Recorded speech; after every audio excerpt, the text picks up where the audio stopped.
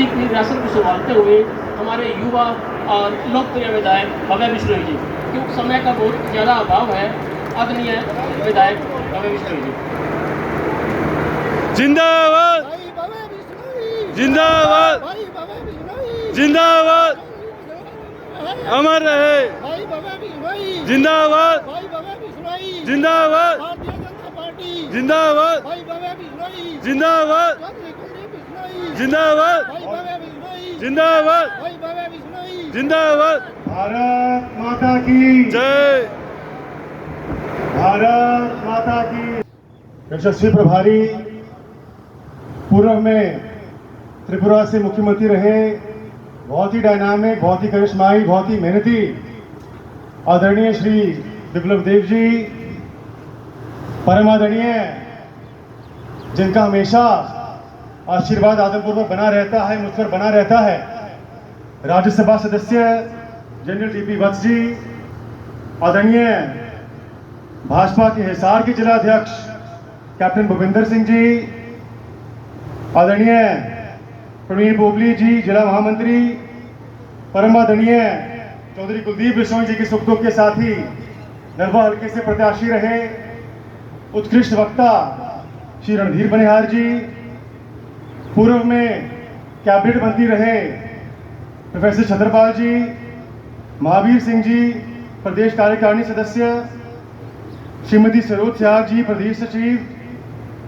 हमारे आदमपुर के तीनों मंडल अध्यक्ष चंद्रपाल जी, सुग्रीव जी, शशिकांत जी, उग्रसेन जी, आदरणीय हिसार से मेयर भाई गौतम सरदाना जी, विनोद एलावादी जी, जयवीर गिल जी, हमारे ब्लॉक समिति के चेयरमैन हंसराज जी, मंच संचालक मनीष एलावादी जी, जगदीश जी, प्रधान बिश्नोई सभा हिसार, बलदेव जी, राजाराम खीचर जी, मंच पर विराजे हुए भाजपा के सभी सम्मानित नेतागण, पदाधिकारीगण, आप सभी का आदमपुर की पवित्र धरा पर पधारने पर मैं हार्दिक अभिनंदन करता हूं, स्वागत करता हूं।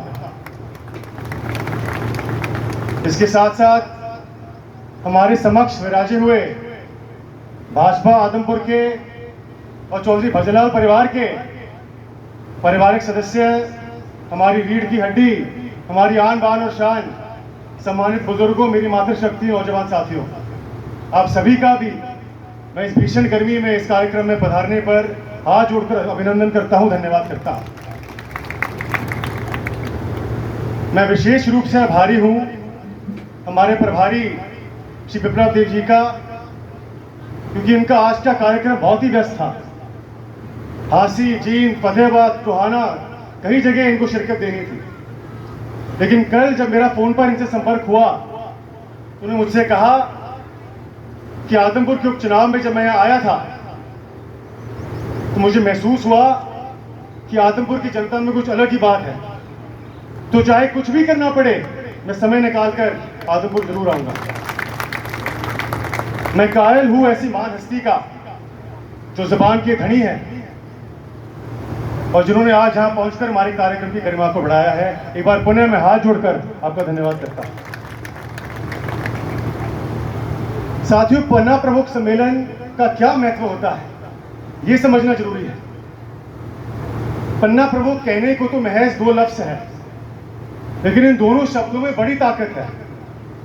मैं समझता हूं कि पन्ना प्रमुख केवल मात्र कोई कार्यकर्ता नहीं है, बल्कि पन्ना प्रमुख वो योद्धा है जो किसी भी चुनावी मैदान के अंदर भारतीय जनता पार्टी को विजय बनाने में सबसे अहम योगदान देता है।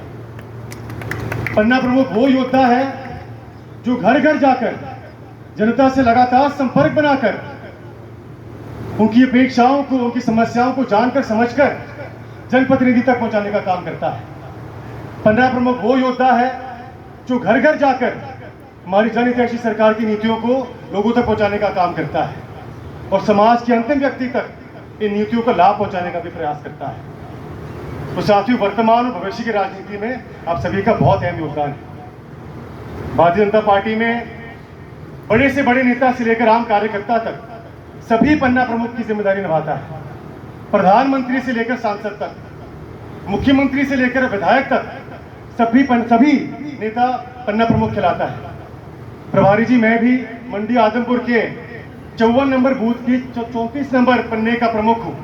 तो मेरा भी उन जो 60 मतदाता है उनके प्रति विशेष दायित्व बनता है। मैं बधाई देता हूँ भारतीय जनता पार्टी की इस महान सोच को, जो संगठन का महत्व समझता है, जो कार्यकर्ता का महत्व समझता है, उनको सम्मान देता है। और यही बात, यही सोच भाजपा को बाकी दलों से अलग बनाता है। और यही वजह है कि आज भारतीय जनता पार्टी विश्व की सबसे बड़ी पार्टी है, विश्व की सबसे सफल पार्टी है। मैं बधाई देता हूं भाजपा को और हमारे नेता आदरणीय श्री नरेंद्र मोदी जी को। साथियों, आज मैं अपने संबोधन को संक्षेप में समाप्त करने का प्रयास करूंगा। विप्लव देव जी को जाना है और वैसे भी आप सभी मुझे रोज सुनते हैं, और मेरे पश्चात विप्लव देव जी आप सभी का मार्गदर्शन करेंगे।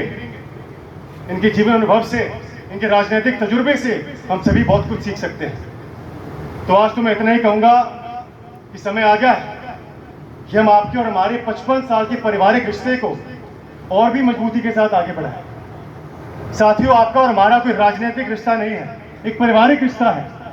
और ऐसे रिश्ते को एक दिन में नहीं बनते, इनमें मेहनत लगती है, खून पसीना लगता है, पीढ़ियों का साथ लगता है।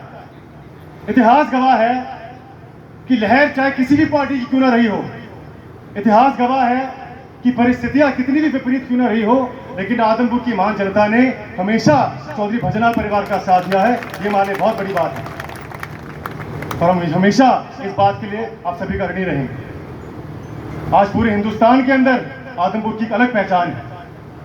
देश के कोने कोने में जाओ और यदि आदमपुर का जिक्र हो तो लोग कहते हैं ये तो चौधरी भजनलाल का इलाका है, ये चौधरी भजनलाल का परिवार है। ये मैं गौरव से कहता हूँ, गर्व से कहता हूँ। मैं गर्व से कहता हूँ कि मैं आदमपुर का बेटा हूँ। मैं गर्व से कहता हूँ कि आज मुझे आपका प्रतिनिधित्व करने का सौभाग्य प्राप्त हुआ है।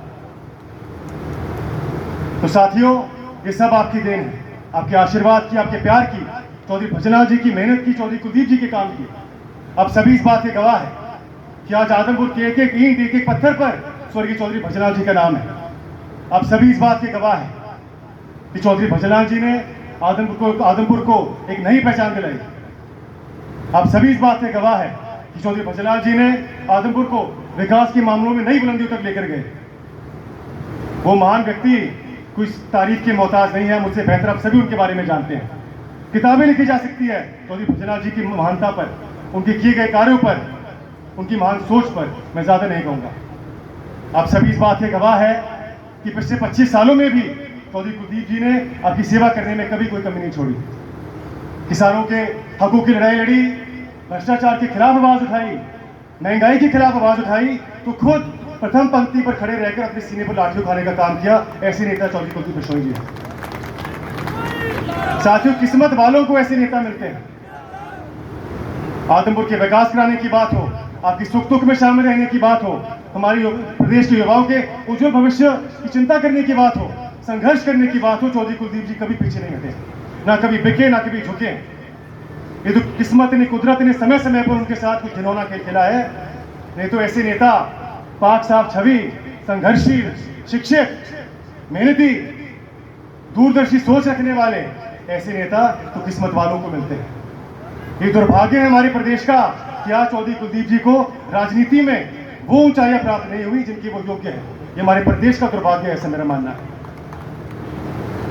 साथियों, ज्यादा न कहते हुए मैं आभारी हूं हमारे प्रदेश के बहुत ही यशस्वी मुख्यमंत्री, हरियाणा के विकास पुरुष आदरणीय श्री मनोहर लाल जी का, जो विशेष रूप से आदमपुर का ध्यान रख रहे हैं। आज आदमपुर में विकास कार्यों ने एक नई रफ्तार पकड़ ली। आज हमारे गांव में नाले बन रहे हैं, खाड़े बन रहे हैं, ढाणियों तक बिजली पहुंच रही है, वाटर वर्क्स बन रहे हैं, नए सिरे से सीवरेज की व्यवस्था में मिल रही है। मुख्यमंत्री जी का हृदय साथियों बहुत बड़ा है। जब भी मैं उनके पास काम को लेकर जाता हूं, जब भी पिताजी उनसे निवेदन करते, कभी वो काम का मना नहीं करते। लेकिन फिर भी साथियों, मैं जानता हूं कि अभी बहुत कुछ करना बाकी है। बहुत सारे हमारे साथी ऐसे हल्के में हैं जिनके काम अधूरे रह गए हैं। मैं आपसे प्रार्थना करता हूं कि आप मायूस ना हो, निराश ना हो, आपके भी काम होंगे। अनेकों ऐसे काम हैं जो सैंक्शन हो गए हैं, जिनके काम जल्द से जल्द शुरू होंगे। अनेकों ऐसे काम हैं जो प्रगति पर है। अनेकों ऐसे काम हैं जिनके लिए संघर्ष पिताजी कर रहे हैं, मैं भी कर रहा हूँ, सभी साथ मिलकर कर रहे हैं। और इस मंच के माध्यम से मैं धन्यवाद करना चाहूँगा जनरल डीपी वत्स जी का भी, कि उन्होंने हाल ही में हमारे कई गाँवों को पानी के टैंकर देने का काम किया, बिजली देने का काम किया, और आगे और भी इनका आशीर्वाद हमारे ऊपर रहेगा। और हाल ही में 8 जून को मुख्यमंत्री जी ने हिसार लोकसभा क्षेत्र की बैठक बुलाई थी, जहां 9 के 9 विधानसभा क्षेत्रों की जन समस्याओं का, उनके विकास कार्यों का जायजा लेने का काम किया था। और सभी विभागों के सीनियर अधिकारियों को वहां बुलाकर मौके पर उन्होंने कहा, सख्त से सख्त हिदायत दी कि इनके काम आप जल्द से जल्द करो। और मुझे विश्वास है कि आने वाले समय में आप हम सभी को उसका सकारात्मक नतीजा देखने का भी मौका मिलेगा। मैं आभारी हूँ हमारे मुख्यमंत्री जी का। साथियों, मैं सवेरे उठता हूँ तो मुझे एक ही चिंता रहती है कि कैसे मैं आदमपुर के विकास कार्यों को और तेजी दिला सकूँ। मेरी एक ही कोशिश रहती है कि मेरे आदमपुर का एक भी पारिवारिक सदस्य पिछड़ ना जाए। लेकिन फिर भी यदि जाने में मुझसे कोई भूल चूक हुई हो तो मैं भरे दरबार में हाथ जोड़कर आपसे क्षमा चाहता हूँ। मैं आप ही का बेटा, आपका पोता, आपका भाई हूँ। जाने में भूल चूक हो तो मुझे माफ करें। लेकिन एक बात आपको विश्वास दिलाता हूँ कि आदमपुर के मान सम्मान में कभी मैं आँच नहीं आने दूंगा, ये मेरा आपसे वादा है। तो एक बात कहकर मैं अपनी वाणी को विराम दूंगा। प्रभारी जी, आर्ट ऑफ वॉर एक किताब है जो कि सुन त्सू के नाम से एक चाइनीज मिलिट्री जनरल और फिलोसफर ने करीब 2500 साल पहले लिखी थी। ये किताब मैंने कई बार पढ़ी है। एक प्रकार से इसको सैन्य और राजनीतिक रणनीति की बाइबल या गीता के रूप में माना जाता है। आप सभी को प्रोत्साहित करता हूँ कि आप भी इस किताब को पढ़ने का कष्ट करें। इस किताब में लिखा गया है कि विजयी योद्धाओं और पराजित योद्धाओं में एक मुख्य अंतर है, और वो ये कि विजयी योद्धा जो होता है वो पहले जंग की तैयारी करता है और फिर मैदान में उतरता है, और जो पराजित योद्धा होता है वो पहले मैदान में उतरता है, उसके बाद जंग जीतने का प्रयास करता है। तो जंग वही जीतेगा जो सही समय पर तैयारी करेगा। जंग वही जीतेगा जिसको अपनी ताकतों के बारे में पता होगा, जिसको अपने विरोधियों की कमजोरियों का पता होगा। जंग वही जीतेगा जिसकी सेना संगठित हो, समर्पित हो, निष्ठावान हो, मेहनती हो। तो साथियों, मेरी आप सभी से हाथ जोड़ के प्रार्थना है कि समय आ गया है कि मोदी जी की, मनोहर लाल जी की 9 साल के शासन का प्रशंसा करे, प्रचार प्रसार करे। आज हमारा देश कितनी तेजी के साथ आगे दौड़ रहा है। आज हमारे देश को G20 का नेतृत्व मिला है। विश्व का नीति निर्माण कैसा हो, आज हमारी दुनिया किस दिशा में आगे बढ़े, इसका फैसला आज भारत करेगा। ये सब नरेंद्र मोदी जी के देन है। इतने प्रधानमंत्री के रूप में हमें इतना महान हस्ती हमें मिली है जो सिर्फ और सिर्फ जनता की चिंता करता है। हम सभी चाहते हैं कि हमारे देश का नेतृत्व तीसरी बार नरेंद्र मोदी जी करे। हम सभी चाहते हैं कि हमारे प्रदेश का नेतृत्व हमारे मनोहर लाल जी दोबारा से करे। लेकिन साथ ही वो तभी संभव होगा जब हम सभी अपनी जिम्मेदारियों को निष्ठा के साथ, मेहनत के साथ निभाएंगे। और इसकी शुरुआत हमें अपने पन्ना से, अपने बूथ से स्तर पे करनी है। तो मेरी आप सभी से प्रार्थना है कि आप सभी संगठित होकर मेहनत के साथ, एकजुटता के साथ काम करें। जिन जिन लोगों की समस्याएं हैं, जो कमियां हमारी तरफ से आ रही है, स्वर्गीय चौधरी भजनाथ जी और उनका परिवार निरंतर आपसे कंधा से कंधा मिलाकर इस प्रयास में शामिल रहेगा। एक बार पुनः मैं प्रभारी जी का और मंच पर विराजे हुए सभी सम्मानित नेताओं का दिल की गहराइयों से धन्यवाद करता हूं, और आप सभी का दिल की गहराइयों से धन्यवाद करता हूं। कितनी भीषण गर्मी में आपने सभी बातों को गहरे से सुना। जय हिंद, जय भारत।